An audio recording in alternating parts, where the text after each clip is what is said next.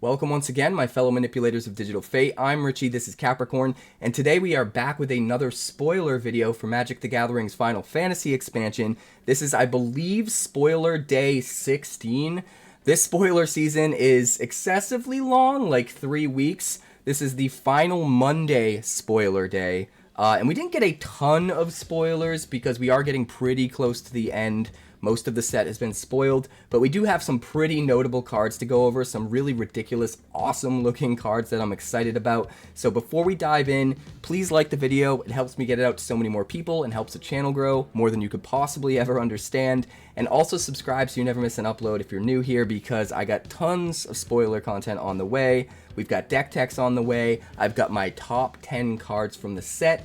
I have a video for that. I also have the 10 decks I'm most excited about brewing. That's on the way as well. And then I'm also going to be participating in early access, which I will have info on very, very soon. But that will be a 24-hour stream. I will not sleep. I'll do nothing but brew and craft and play the craziest Final Fantasy deck ideas I can possibly come up with, and then I'll be uploading all of those decks to YouTube so that you guys can check them out. And that's all happening days before the general public gets access to playing with those cards on Arena. So super excited about that. I hope you'll join me. That's all happening over on Twitch, twitch.tv/QuarantineCapricorn, because I'm alive and I'm breathing. I'm there and I'm streaming. One last note before we dive in. I did just get back from taking my doggos out for a run.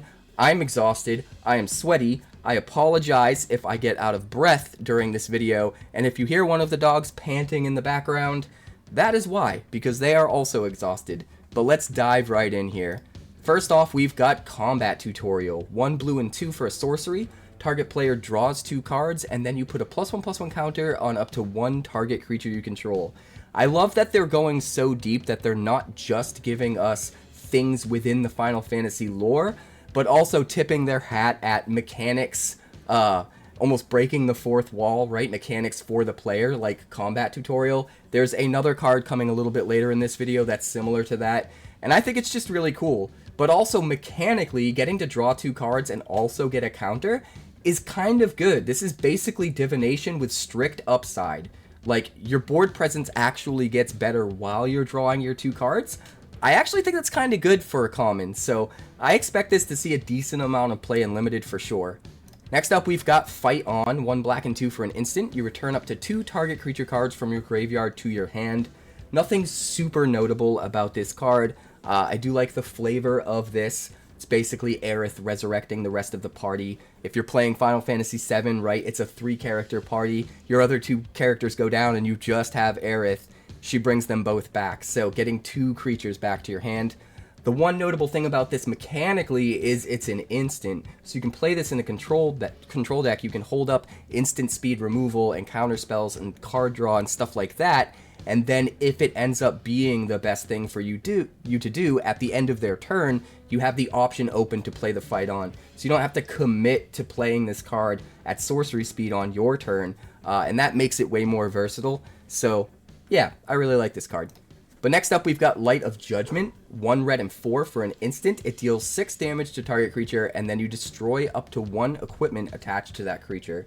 I think this card's pretty good. It is super expensive, but there are some notable things about it. First of all, it's a common, so you're going to be able to pick this up pretty late in a draft, probably to just flesh out your removal suite. It's also instant speed, so you can do some shenanigans. You can do some combat tricks with it.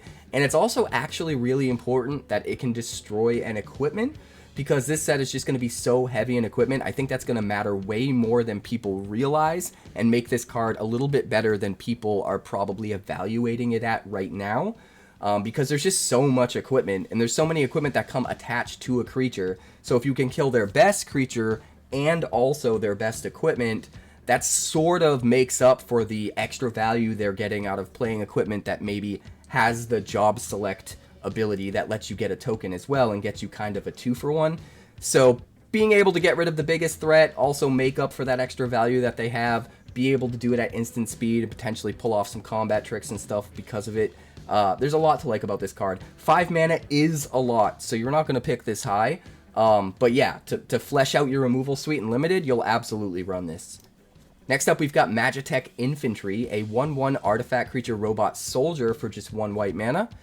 This creature gets +1/+0 as long as you control another artifact. It doesn't get +1/+0 for each artifact. It's just something that says, do you have another artifact? If yes, +1/+0. So it can be a 2/1 for 1. It will probably usually be a 2/1 for 1 if you're building around it properly. And then it also has this ability to pay 1 white and 2, search your library for a card named Magitek Infantry, put it onto the battlefield tapped, and then shuffle. I love everything about this. I actually think this card might be standard playable in the right deck. If you have a deck that's built off of comboing, or rather synergizing with artifacts that gets you more value the more artifacts you have on the battlefield, getting just 1/1 drop on the battlefield that has this mana sink a little bit later on in the game that you can turn into 4 artifacts once you finally have enough mana to activate the ability 3 times is actually kind of good. Just having the ability to essentially turn 1 artifact into 4 once you have nothing better to do with your mana. It's awesome in the right deck. It's also really good in like an aristocrats or sacrifice style deck because you could activate the ability to fetch 1 and then sacrifice 1 to a sacrifice ability to get payoffs in that kind of deck and still have 1 left over to then search for another one. It's almost like you can replace sacrificing something with just paying 3 mana, except you also get the added value of it being in your graveyard, and maybe you can do stuff with it in your graveyard, get it back, exile it for value, all sorts of stuff. So there is a lot of versatility to a card like this. I actually really like it at common. At uncommon, I would be a little bit, but at common, I think this is awesome because you can draft into it, maybe even get 5 or 6 copies if you're just going super hard and trying to grab every Magitek Infantry you can. And you could build a really cool limited deck utilizing these, and I sort of love that. But I'm more interested in seeing if this is actually viable in Constructed. I think in Standard it's possible. I'm not going to go out on a limb and say for sure, but there's a lot of different ways you can build off of the value that this provides, and I just love that. Also, the flavor is just kind of awesome, right? Absolutely love it. But next up we have our first uncommon. This is Eject, 1 blue and 3 for an instant. It can't be countered. You return target non-land permanent to its owner's hand, and you draw a card. This is one of those cards that's just going to be way too expensive for Constructed. It's just never going to see the light of day. But in Limited, it's going to be absolutely nuts. It's going to be so good. It's instant speed bounce. It's any non-land permanent, not just a creature. It draws a card to replace itself. All of that is bananas in Limited. Like, anything that draws a card to replace itself, cantrips, in Limited is super good because you have so much more time in Limited to take advantage of spending, you know, a lot of mana on things. What you don't have a lot of in Limited is actual card advantage. So any way in which you can play something that draws a card to replace itself and then gives you value itself, whether it's board presence, like a creature that draws you a card when you play it, or some sort of removal, even if it's a card like this that's only temporary removal, is going to be really good. The fact that it can't be countered is honestly just gravy. So I feel like this card doesn't quite make the cut for Standard or anything like that, but I absolutely love this for Limited. I think it's going to be a pretty high pick. Just being able to get rid of just the right permanent at just the right time, set them back on tempo, give yourself some breathing room, and draw a card to replace itself so you have a whole nother turn to try and find something that's a permanent solution. All of that is just awesome. I love this card in Limited. I will be drafting it for sure. Next up, we've got Battle Menu, an instant for 1 white and 1. This is the other card I was talking about earlier when I said that they kind of break the fourth wall on a couple cards and give you cards that aren't just the lore of Final Fantasy, but also some of the mechanics that the player actually contends with. And this is one of those cards. So Battle Menu is an instant for 1 white and 1. You choose one. You choose Attack to create a 2/2 White Knight creature token. Ability, and target creature gets +0/+4 until end of turn. Magic, destroy target creature with power 4 or greater, or item, you gain 4 life. So there is a ton of versatility here. This is like a charm with 4 options instead of 3. I just think it's nuts. I mean, no one of these abilities is super good, but you also have to take into account the fact that this is instant speed. So even if you are just making that 2/2 Knight token, you're doing it at instant speed, so it's the same as if you had a 2 mana 2/2 flash creature, which honestly by itself is not super amazing when you take into account the power creep of today's cards, but it's still really good. It's still really good even by itself. But having the ability to choose these 3 other options in situations where that is better, you know, destroying an absolutely game-breaking bomb that your opponent has by choosing Magic, or just if you're up against aggro, gaining some life to give you another turn to hit the cards you need to hit. You know, there's just so much versatility in how this card can be played. I love the flavor. I just love everything about it. It'll absolutely see play in Limited. Next up, we've got another uncommon. This is 𝐻𝐸𝑅𝑟, a 3/3 plant with trample for 1 green mana. At the beginning of your end step, if this creature didn't enter the battlefield this turn, you have to return it to its owner's hand. So it's a really interesting card. If you play this on 1, it's a very cheap early blocker that mono red aggro is going to have a really hard time pushing through. And then on your next turn, you swing with it. You don't hold it back to block because it's going back to your hand no matter what. So you swing with it. It's a 3/3 trampler swinging on turn 2, which is way above rate. And then at the end of your turn, it returns to your hand, which means they can't kill it on their turn with sorcery speed removal, but you don't have a blocker. And then on your next turn, you play it again, and you start the cycle all over again. So it's like blocker, attacker, no block. Blocker, attacker, no block. And then you can start getting into shenanigans like, well, what if we flicker it and we reset things? There's a lot of interesting things you can do with the 𝐻𝐸𝑅. I also want to point out the fact that it's a plant. So theoretically, we could play like an Insidious Roots deck with 𝐻𝐸𝑅 in it as a really good early blocker against all of the mono red and Boros aggro decks. And then just like, it's a plant, so we can put a bunch of counters on it and swing with it with trample. Then again, it is going to return to our hand, so will that actually work? Maybe not. But at least the potential's there. I just think this card is really cool, and I like the play patterns that it wants to do. I think it might be good enough. I don't know exactly what that deck's going to look like yet, but I do think this might be good enough for Standard. Let me know your thoughts on this card in the comments and how you'd want to build around it, because I think it's a really interesting card that does things a little differently than we're used to, and it's going to be a little bit harder to evaluate because of that. Next up, we've got Restoration Magic, an instant for 1 white mana, but it's tiered. So you can do Cure, Cura, or Curaga. Cure is an extra 0 mana. Target permanent gains hexproof and indestructible until end of turn. Cura is an extra 1 mana. Target permanent gains hexproof and indestructible until end of turn, and you gain 3 life. And Curaga is an extra 1 white and 3 mana. Permanents you control gain hexproof and indestructible until end of turn, and you gain 6 life. This card is nuts.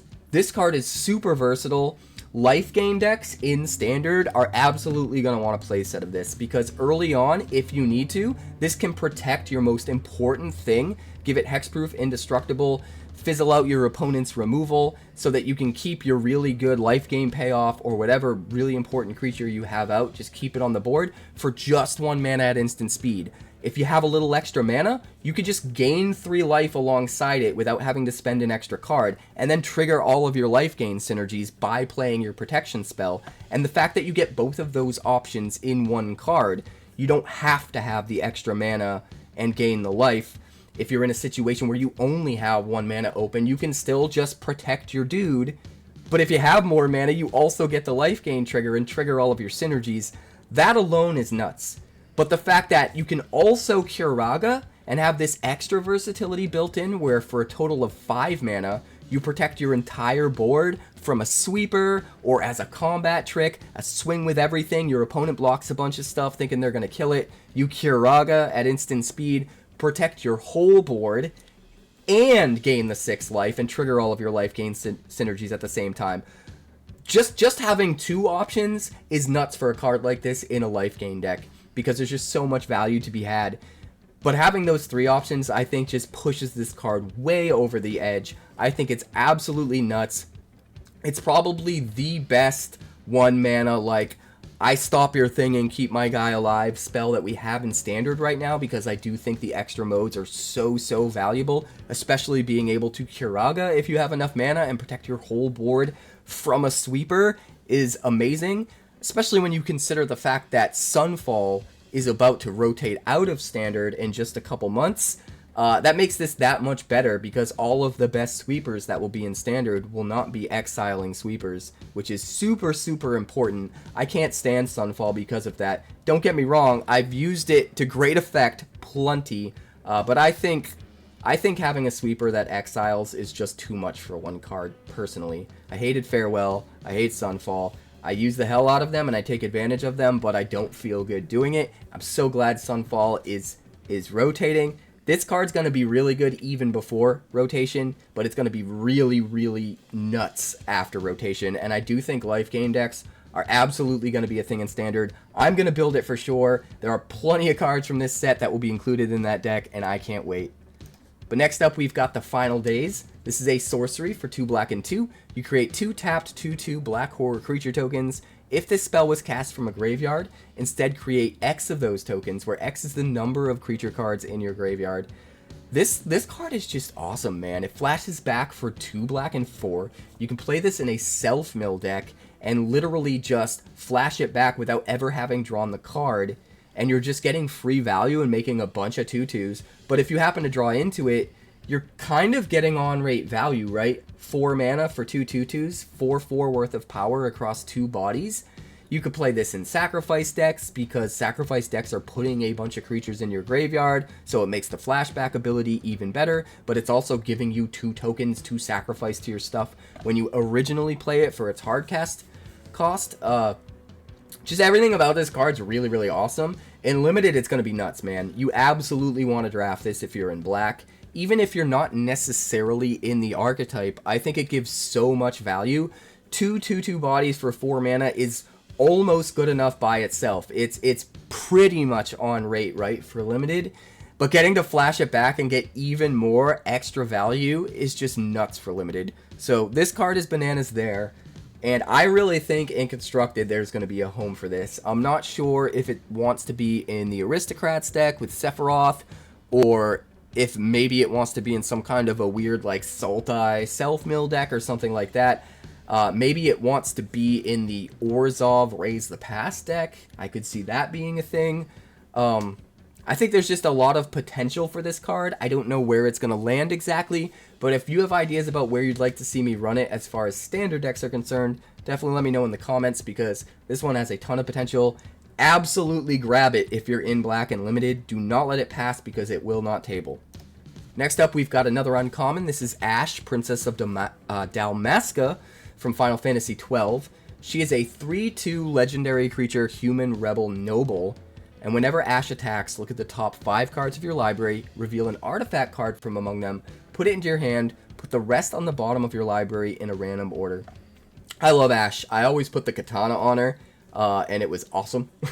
I remember that vividly. I don't remember which katana it was, but I remember just equipping the katana to her and going ham. I haven't played this game since it originally came out, and I played the hell out of it back then. I've been meaning to maybe play the Zodiac Age, like the re-release, the International Edition, ever since that came out. Let me know in the comments if you think I should play that game and if it's worth it, because I only ever played the OG version, and it was so long ago. Like, I have some vivid memories of how awesome that game was, but I don't remember it in its entirety because it's been so long. But it was so good. And Ashe with the katana, I remember being absolutely amazing. And you can find a katana with her ability if you want. You know, you can swing in and grab an artifact, but they made her versatile enough that you can use her in different decks. You could use her in an artifact deck that doesn't necessarily use equipment. You could also just include her in like the Boros equipment heavy deck as another way to just keep digging for more powerful equipment every turn.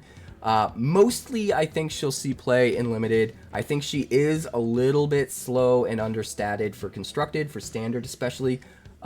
But I don't think she's necessarily meant for that, you know?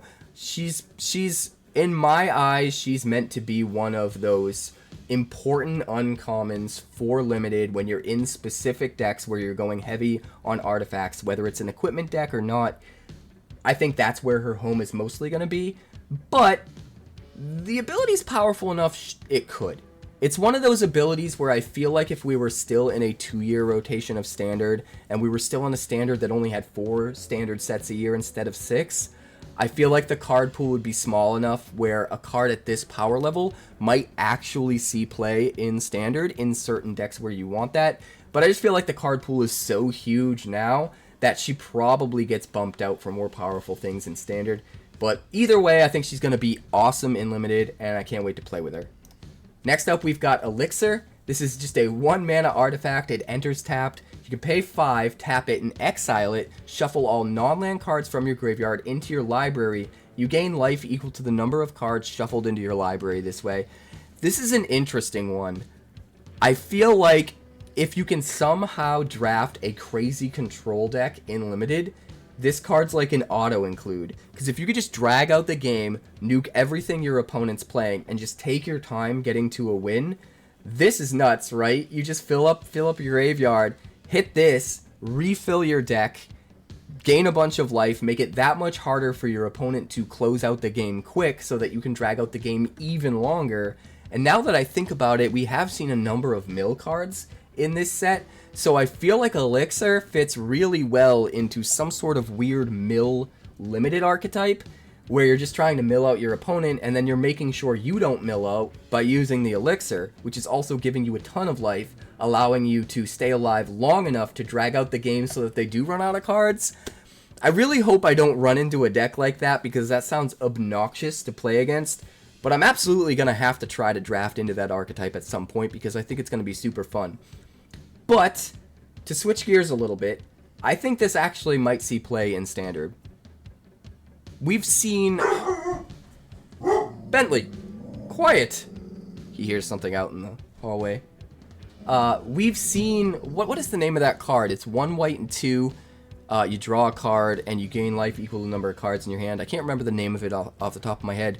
But we've seen that pop up in a bunch of Standard decks over the last few years.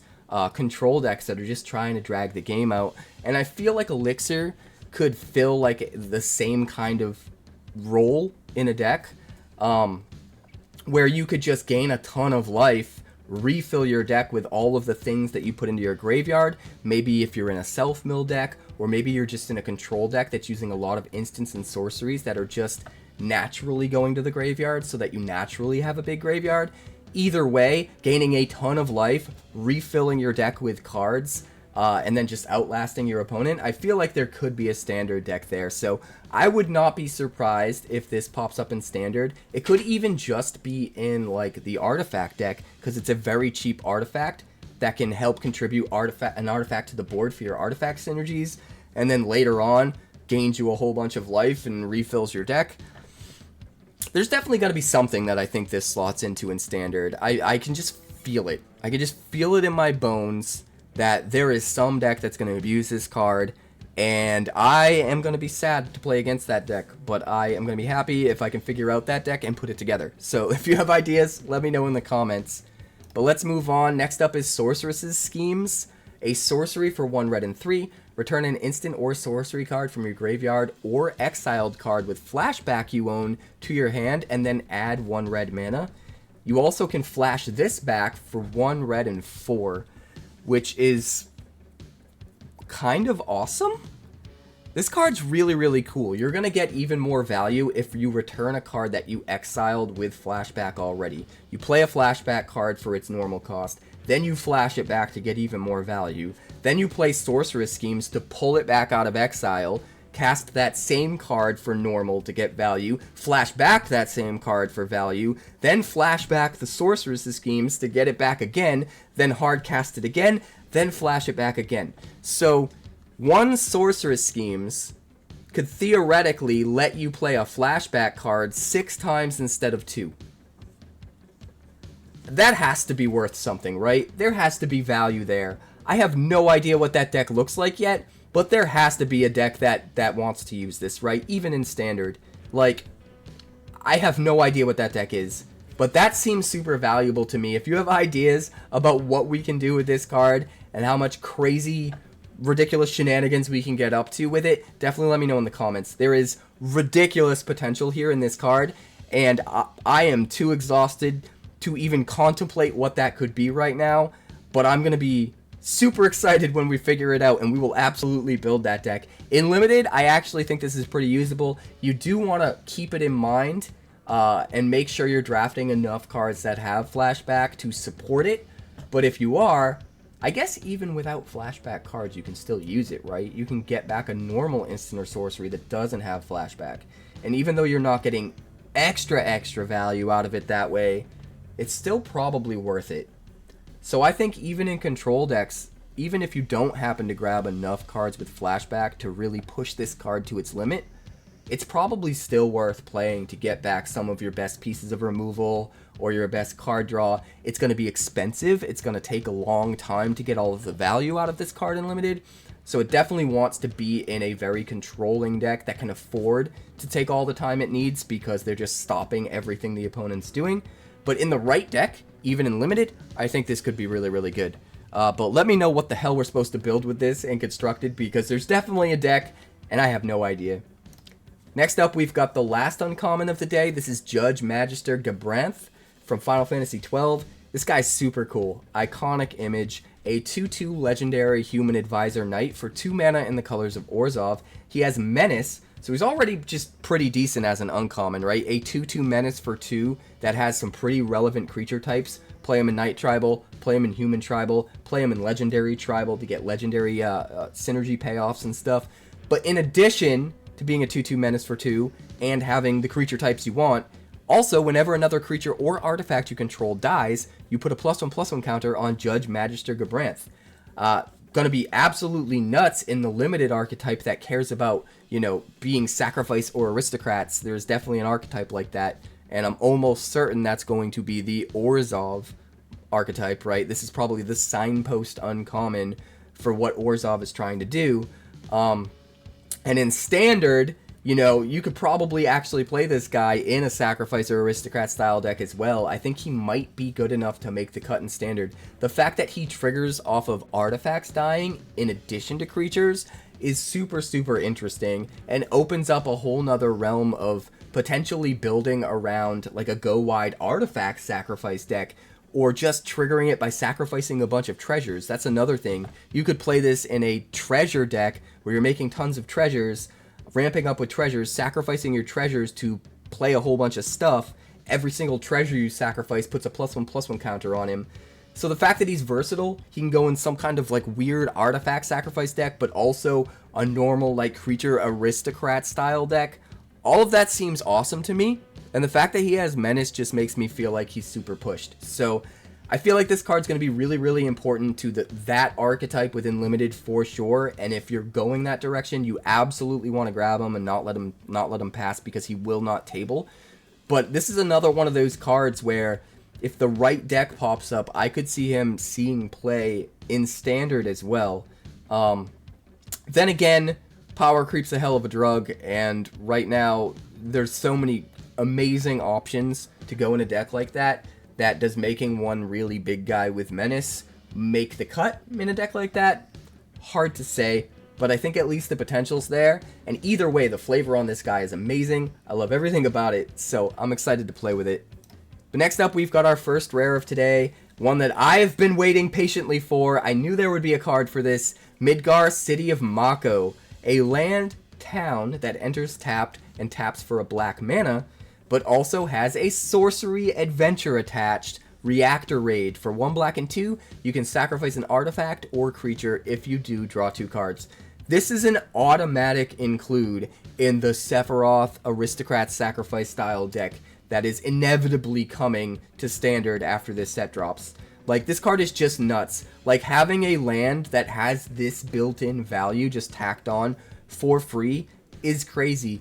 Even if this was like a modal double face land like we saw in Zendikar, where you had to pick one or the other, I think it would still be really good. It would be like you draw into your land later on in the game, in the late game, and instead of it being a land, it's this extra value that can trigger your sacrifice synergies and your payoffs and draw you 2 extra cards instead of just drawing a dead land card. But it's even better than that because you play the adventure, and then it goes into exile and you can still play the land. And then sometimes playing that land from exile can trigger other synergies that trigger off playing things from exile. Like imagine maybe having this in a Mardu deck with 𝑇𝑒𝑚, right? And making Thopters every time you play something from exile. Sacrifice a dinky little Thopter to draw 2 cards to Reactor Raid, then play Midgar from exile as your land, trigger 𝑇𝑒𝑚, get another Thopter because you played a card from exile. Like, I could see some really, really cool stuff going down. But even just running this in Aristocrats with, like, Sephiroth just seems perfect and amazing to me. There are definitely going to be 4 of this card in that deck. I think this card will see a lot of play, to be honest. I think its utility is very, very versatile, even in decks that don't necessarily want to sacrifice their stuff. It's so much better in decks that want to sacrifice their stuff, because you're going to be able to trigger those synergies and get even more out of it. But even outside of that, I think just having access to the potential to get card draw by sacrificing your worst artifact or creature instead of just having a land might make this good enough to see play in decks that even don't care about sacrificing, right? Maybe control decks that just want extra value built into their mana base. And then don't even get me started about town decks. It seems like we're getting closer and closer and closer to the town deck being a real thing in Standard and having enough payoffs to actually be worth playing. And if that's the case, this ends up being an auto-include in that as well. So I just think Midgar is a whole lot of amazing. In a lot of subtle ways that I think are going to be really easy to overlook for most players. But once you see it in action, once you play against it enough times, when this set launches on Arena, you're going to realize just how nuts it is. I think this card is probably the best of the adventure lands we've seen, just because of it gives you pure value. It just gives you pure value, and always having access to that pure value on your land that would otherwise just be a land just seems nuts to me. But next up, we've got 𝑙uisoi's Sacrifice, an instant for 1 blue mana. As an additional cost to cast it, you sack a legendary creature or pay 2. Counter target activated ability, triggered ability, or non-creature spell. I think this card is nuts. I think this card is going to be everywhere. This is basically negate for 1 less mana if you sack a legendary. And granted, sacking a legendary is usually going to be a pretty big sacrifice, right, on your part. But just the fact that you have the ability, it almost reminds me a little bit of Force of Will. Like, it's nowhere near as good as Force of Will, but Force of Will, you don't necessarily want to be at a card disadvantage in order to play Force of Will for free. It's not good to, you know, to get 2 for 1 or 3 for 1 to yourself or whatever, playing a card like Force of Will. But the fact that you have the versatility, the option open to you, where if they play something important enough that you absolutely have to stop it, you have a way to do it. And that's what makes Force of Will so good. This is kind of the same way. If you absolutely need to stop their spell, you can do it for just 1 mana if you have a legendary creature to sack. So I think getting to have a negate for potentially only 1 mana, that can also be a stifle for 1 mana, that can also, if you have the extra mana and don't want to sack a legendary, you can just pay more. It can either be a negate for 1 more mana, or a negate for only 1 mana if you sack a legendary. I just think the versatility of getting to do one or the other is going to make this card way more powerful than it looks on the surface. I think if it was only you have to sack a legendary, it would be complete trash, right? It would just be way too strict. But the fact that you have the options, if the mana is open to you, cool. Pay the mana, don't lose your creature, counter the important spell. If you don't have the mana and you're in a pinch, plan B, red alert, push the panic button, counter it for 1 mana. Like, having access to both of those, I think, just makes this really, really good. And then the fact that it can also be a stifle if you need it to be a stifle in the right circumstance. Just everything about this card seems awesome to me in so many little subtle ways that, again, I think people are going to overlook at first, but I think this is going to end up being a very, very important card in certain control decks that are heavy on legendaries. And I don't know what that deck looks like yet, but surely it has to exist with a card like this. I think this card is powerful enough for sure. Legendary Tribal is already good enough to be a thing in Standard right now. Maybe not tier 1, but there's plenty of support. There's Joda, there's legendary human decks, there's tons of good cards you can build those decks around. And Final Fantasy is bringing a metric ton of legendary creatures into the format, so there's absolutely going to be an uptick in legendary decks and in the power of legendary decks for sure. And if you're trying to cross-pollinate synergies between, you know, legendary decks and control decks, this is like the perfect card for a deck like that. So I think in just the right deck, this card's going to be pretty nuts and pretty powerful. But next up is the last card of the day. This is Dion, Bahamut's Dominant. And I actually think this card is kind of crazy. A 3/3 legendary human noble knight for 1 white and 3. And when he enters, you create a 2/2 white knight creature token. So it's 5/5 worth of power and toughness across 2 bodies for only 4 mana. That's already good. But there's even more to this card. He has Dragonfire Dive. During your turn, Dion and other knights you control have flying. So he basically turns your creatures into pseudo-dragoons as well, which makes perfect sense flavor-wise with what he is and what he does within Final Fantasy 16. I'm not going to spoil it if you haven't played it yet, but I would suggest playing it. Some people give it a bad rap, but the story is actually really, really good, and the cinematic moments with the icons are absolutely worth it. It definitely isn't as amazing in some aspects as older Final Fantasies. You don't have a full party that you can customize and take control of. The exploration is somewhat limited, but I do think that game was really nice. But to not get off track too much here, the fact that he turns all of your knights basically into dragoons as well on your turn, because dragoons within this set, they have the jump ability, which makes it so that they have flying when attacking, but not necessarily when blocking. And his Dragonfire Dive does the same thing for all of your knights, right? So it's like your knights become dragoons flavor-wise, and that just makes them even better. So now you get 5/5 of stats for 4 mana. Both of those creatures have flying on attack.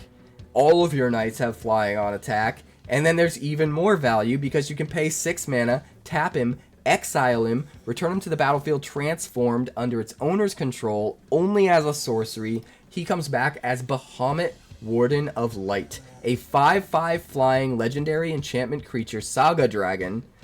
On chapter 1 and 2, he triggers Wings of Light, puts a +1/+1 counter on each other creature you control. Those creatures gain flying until end of turn. So you're still giving all of your creatures flying on attacks every turn.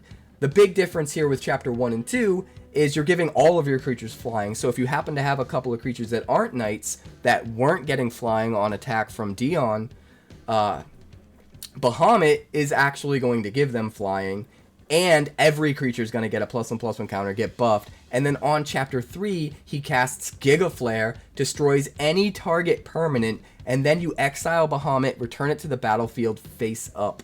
And what's crazy about that is you have to remember, Dion, when he enters, makes a 2/2 knight.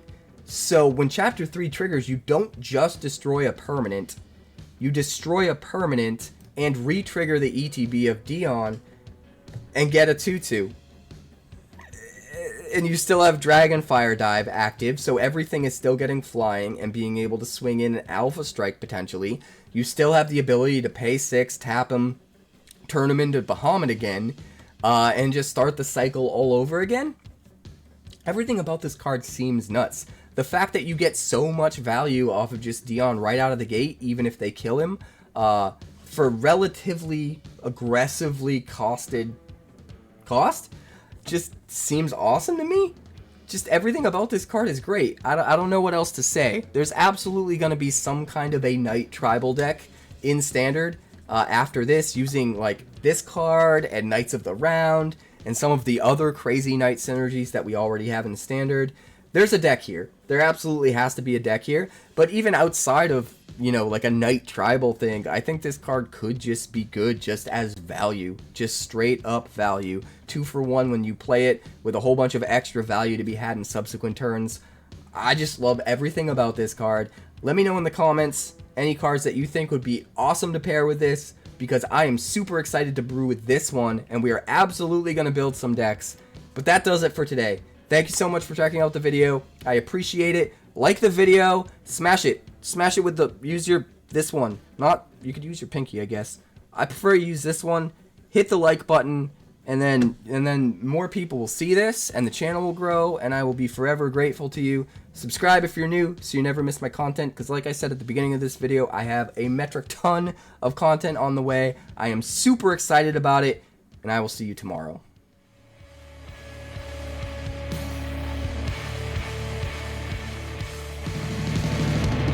Thanks so much for checking out my channel. I'd like to give a huge shout out to all of my patrons over at Patreon. Without you guys, this channel would not be possible, so honestly, thank you from the bottom of my heart for all of your contributions. If you haven't yet, like and subscribe. The more likes we get and the quicker we get them, the bigger this channel will grow and the faster it will grow. I'd love nothing more than this channel to become something very special for you guys, but it's entirely up to you how fast that happens. Also, if you'd like more deck text, that's somewhere over there. And if you'd like to see what else the channel's been up to lately, that's somewhere up that way. Also, subscribe, circle below, do all the things.